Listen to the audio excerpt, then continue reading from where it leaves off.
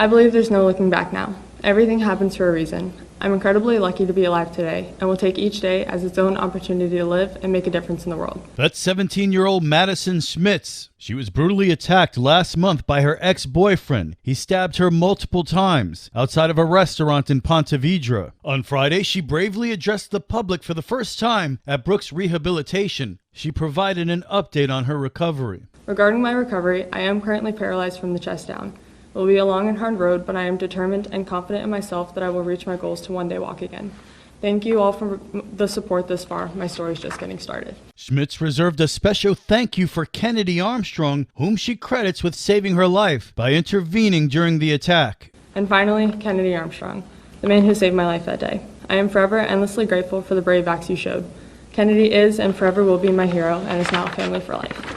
During the conference, Schmitz also expressed her appreciation for the community's generosity and support. A GoFundMe page established for her family has raised over $150,000. Between the fundraiser held at Mr. Chubby Swings and Flo's Ice Cream and the GoFundMe, the community has been incredibly generous.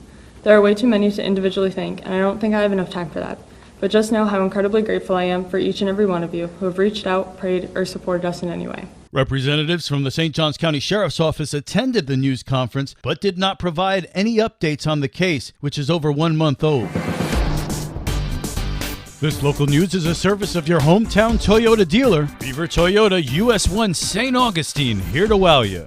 We have not seen an increase in any of the malaria vector populations in St. Johns County. But since a handful of cases of malaria were identified in Sarasota County, Dr. Whitney Qualls of the Anastasia Mosquito Control District says St. Johns County has stepped up its efforts to combat mosquitoes. We're always monitoring mosquito populations, and due to the recent amount of rainfall that we've received, we've had an increase in mosquito population. So we have been out both by ground and by air treating for adult and immature larval mosquito population. The Anopheles mosquito transmits malaria. We do not see high populations of this species in St. Johns County. It is a freshwater swamp mosquito, and their populations are very low in St. Johns County. The Florida Department of Health issued a mosquito-borne illnesses advisory about malaria last month following the cases identified in Sarasota County. With St. Augustine's local morning news, I'm Amy Sherry.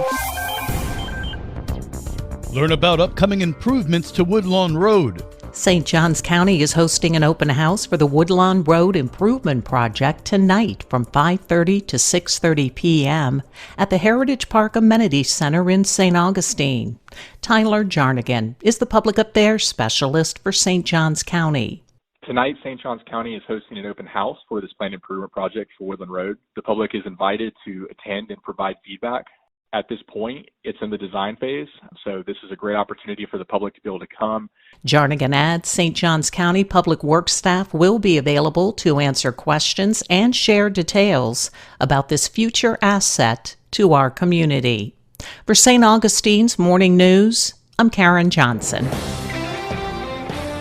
There's a new destination that brings the art community together. Liz Ryan spoke to the creator. Melissa Nath told me what inspired her to open the art house. I've lived here for 15 years and I have 3 young kids, and I didn't see a lot of availability for people who were not artists to have a place to go to create. And there's just not a lot of opportunity for classes and workshops. There's a few sporadically, but not somewhere that you can just pop in and, paint some pottery with your kids or take a wheel throwing class on a regular basis. Melissa doesn't consider herself an artist, but someone who wants to bring the art community together. I just wanted to have a place where people could go and kind of have a creative outlet that's more meditative for the community.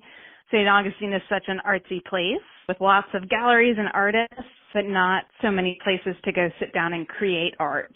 She encourages drop-ins. Anybody could come in and pick bisque pottery up and paint it. We also have acrylic and watercolor. You can come in and take something anytime that we're open during open studio hours and get started. If you have experience in pottery, hand building, that's also open and available. They also have event space that will serve as a place for artists to come together. It's a gathering place for artists that are experienced, that have their own studios, but maybe want to get together and have like a sip and draw or like a knitting circle. The Art House is in St. Augustine Beach on A1A South. For St. Augustine's Local Morning News, I'm Liz Ryan.